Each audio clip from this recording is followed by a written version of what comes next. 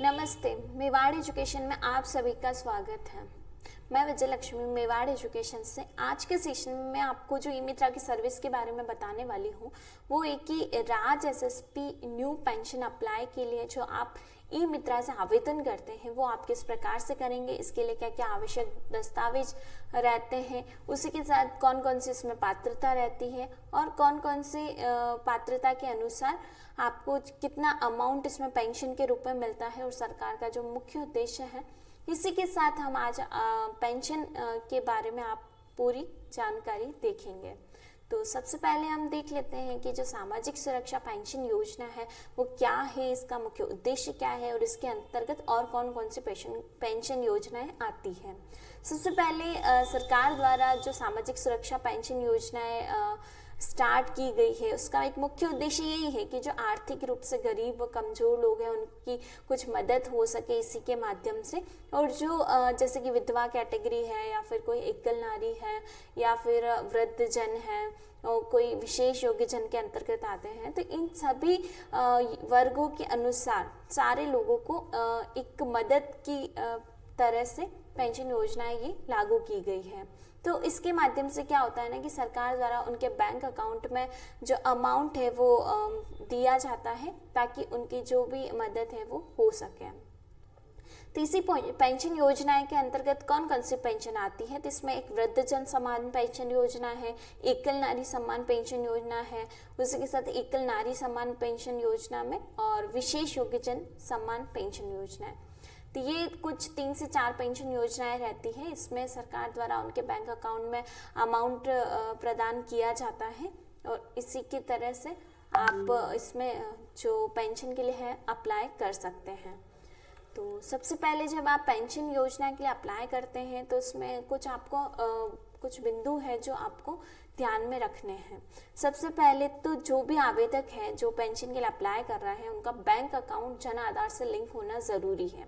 उसी के साथ अगर कोई विधवा महिला एप्लीकेशन के लिए अप्लाई कर रहे हैं तो उनका जो विधवा का स्टेटस है वो जन आधार कार्ड में पहले अपडेट होना ज़रूरी है। अगर कोई वृद्धावस्था पेंशन के लिए अप्लाई कर रहे हैं तो उनकी जो सही उम्र है वो भी जन आधार में अपडेट होनी ज़रूरी है, और जो भी एप्लीकेंट है उनकी पहले जन आधार ई-केवाईसी कंप्लीट होनी ज़रूरी है, ताकि ई-केवाईसी करने से क्या होगा ना कि जो आधार कार्ड का डेटा है उनका जन आधार में सेम हो जाएगा और उसके अकॉर्डिंग दोनों डेटा भी सेम हो जाएंगे ताकि उनको फ्यूचर में इससे रिगार्डिंग कोई भी इश्यूज नहीं होंगे। उसके बाद उनकी जो भी इनकम है वो जन आधार में अपडेट होनी ज़रूरी है, और उसी के साथ जो उम्र है वो मेन तो उम्र का रहता है कि जन आधार और आधार में सेम हो ताकि उसी के बेस पर उनका जो पेंशन का आगे का प्रोसेस है वो हो सके। इन सभी बिंदुओं को कंप्लीट करने के बाद सरकार द्वारा कुछ पात्रताएं निर्धारित की गई। उन पात्रता के लोगों को उनकी उम्र के अनुसार जो अमाउंट मिलता है वो दिया जाता है। जैसा कि मैंने स्क्रीन पर भी शो किया गया है, यहाँ पे जो पेंशन है जैसे कि मुख्यमंत्री वृद्धजन सम्मान पेंशन योजना है तो इसमें 55 वर्ष व अधिक आयु की महिला इसमें पात्र रहते हैं और 18 वर्ष से अधिक आयु के जो पुरुष है वो पात्र रहते हैं। इसी के साथ इनकी जो इनकम है वो 48,000 रुपये हो तभी इनको अमाउंट जो है 1,000 रुपये यहाँ पे मिलता है। उसी के साथ जैसे कि मुख्यमंत्री एकल नारी सम्मान पेंशन योजना है तो इसमें 18 वर्ष अधिक आयु की अगर कोई विधवा है, तलाकशुदा, परित्यक्ता महिला है, उनकी इनकम भी 48,000 रुपये हो तभी उनको आगे जो अमाउंट है वो मिलता है। और इसी के साथ एक विशेष योग्यजन सम्मान पेंशन योजना है। इसमें किसी भी आयु का कोई भी अगर विशेष योग्यजन है, अगर उनकी निःशक्तता 40% या उससे अधिक है या फिर प्राकृतिक रूप से बोने हैं जैसे कि 3 फीट 6 इंच से कम या फिर हिंजड़ापन से ग्रसित है, तो इनकी इनकम अगर 60,000 रुपये है तो उनको जो लाभ है वो मिलता है पेंशन का।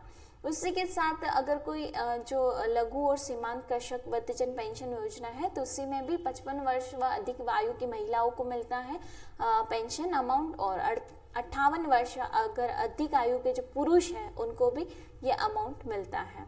तो इसी के साथ ये कुछ पात्रताएं निर्धारित की गई हैं, उनकी जो वार्षिक आय सीमा है वो निर्धारित की गई है और उनका जो प्रति माह देय वित्तीय लाभ है वो भी आपको स्क्रीन पर शो किया गया है। यहाँ से आप प्रॉपरली पूरी डिटेल्स देख सकते हैं। उसके बाद आता है कि जो इस पेंशन योजना में आवेदन करने के लिए आवश्यक दस्तावेज हैं वो कौन कौन से हैं। एक तो उनका आधार कार्ड, जन आधार कार्ड, जन्म प्रमाण पत्र, आय प्रमाण पत्र, बैंक पासबुक और पासपोर्ट साइज फोटो। ये सारे जो डॉक्यूमेंट्स हैं ये होने ज़रूरी हैं। अगर ये है तो आप उस सामाजिक सुरक्षा पेंशन योजना के लिए अप्लाई कर सकते हैं। उसके बाद आता है कि सामाजिक सुरक्षा पेंशन योजना के लिए आप अप्लाई जो करते हैं ई मित्रा से, वो आप कैसे करेंगे। सबसे पहले आप अपना ई मित्रा पोर्टल ओपन करेंगे। ई मित्रा पोर्टल ओपन करेंगे, आपको सबसे पहले डैशबोर्ड शो होता है। यहाँ पे आपको यूटिलिटी टाइप सर्विस में जाकर राज्य एसएसपी न्यू एसजी पेंशन के लिए जब आप टाइप करते हैं तो आपको यहाँ पे SG apply for pension registration का जो ऑप्शन है वहाँ पे आपको क्लिक करना है। देन आपको जो सामाजिक सुरक्षा पेंशन योजना का पोर्टल है वो आपको यहाँ पे शो होगा। यहाँ पे आपको सबसे पहले अपना जो डिवाइस है जो कनेक्ट है उसका सीरियल नंबर ऐड करना है और जो डिवाइस का नाम है वो आपको यहाँ पे ऐड करना है और उसके बाद आपको यहाँ से लॉगिन करना है। अगर आप ये डिटेल सही से फिल नहीं करते हैं तो आगे आप जब फिंगरप्रिंट वेरिफिकेशन करते हैं तब आपका डिवाइस कैप्चर के लिए रेडी नहीं होता है। तो इन सभी असुविधाओं से बचने के लिए आपको ये डिटेल यहाँ पे प्रॉपरली फिल करनी है। उसके बाद आपको नया पेज ओपन होगा। यहाँ पे आपको एप्लीकेशन में जाके कियोस्क में एप्लीकेशन एड पर क्लिक करना है। तो यहाँ से आप न्यू पेंशन के लिए आप आवेदन कर सकते हैं। जैसे ही आप एप्लीकेशन ऐड के लिए करेंगे आपको यहाँ पर उनका जन आधार नंबर पूछा जाता है। सबसे पहले आप उनका जन आधार नंबर लगाएंगे, देन आप सर्च करेंगे। जैसे ही सर्च करेंगे उनके जो फैमिली मेम्बर्स है जितने भी, वो सारी डिटेल शो होगी। जिसके लिए आप आवेदन कर रहे हैं उनके नाम के आगे आपको टिक करना है, देन आपको आगे बढ़ना है। उसके बाद आपको नया पेज ओपन होगा। यहाँ पे उस मेंबर के लिए कौन कौन सी पेंशन के लिए वो एप्लीकेबल है वो यहाँ पे आपको शो होगा।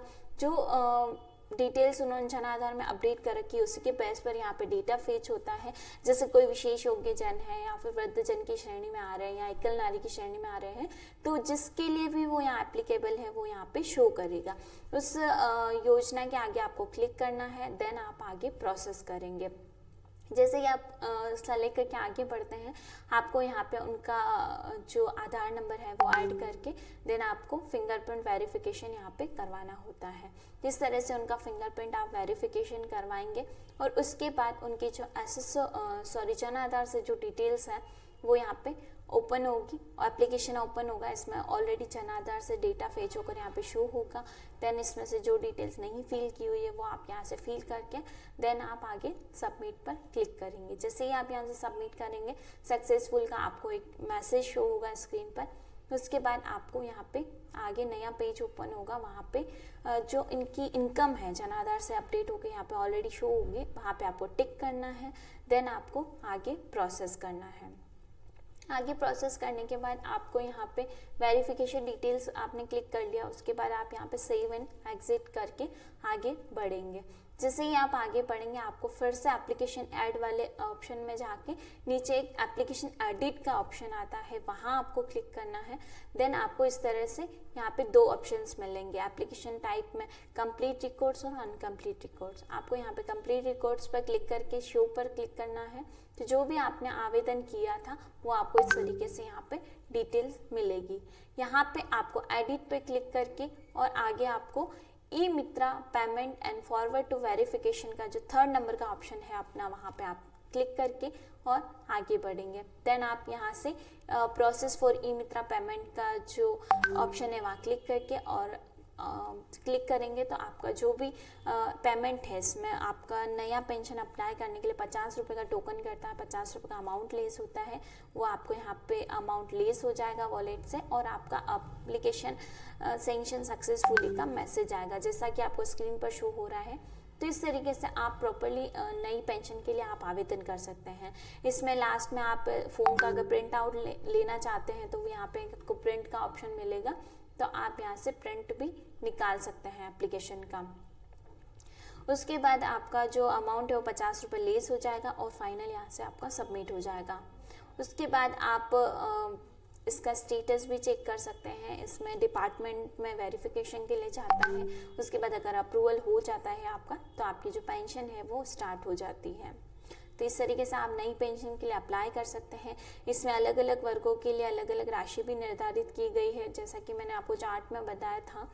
और जो भी आप पेंशन योजना के लिए अप्लाई कर रहे हैं उसके रिगार्डिंग पहले स्टेटस जन आधार में अपडेट होना ज़रूरी है, तभी आप आगे जो पात्रता वाली श्रेणी है जहाँ पे शो होता है कि आप कौन सी पेंशन के लिए एप्लीकेबल है, वो डिटेल आपकी शो हो पाएगी।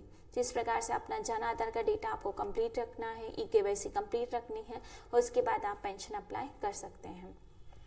तो इस प्रकार से आज के सेशन में मैंने आपको नई पेंशन अप्लाई करने के लिए प्रोसेस बताया था। आप अपने ई-मित्रा से जब ये प्रोसेस करते हैं, कोई भी अगर आपको इश्यूज आते हैं तो हमारी जो हेल्प डेस्क टीम का नंबर है मैंने स्क्रीन पर शो किया गया है, आप यहाँ पे कॉल कर सकते हैं, आपकी जो भी क्वेरी है वो सॉल्व कर सकते हैं। उसके बाद मेवाड़ एजुकेशन के जो सोशल मीडिया पेजेस हैं वहाँ पे आप मैंने लिंक दिए हैं, यहाँ से आप जुड़िए ताकि ई-मित्रा सर्विस के रिगार्डिंग जो नई नई सर्विस अपडेट है वो आपको मिलती रहे। और मेवाड़ एजुकेशन के बारे में और अधिक जानकारी प्राप्त करने के लिए हमारी जो वेबसाइट है वो भी विजिट कीजिए www.mewadeducation.in। Thank you so much.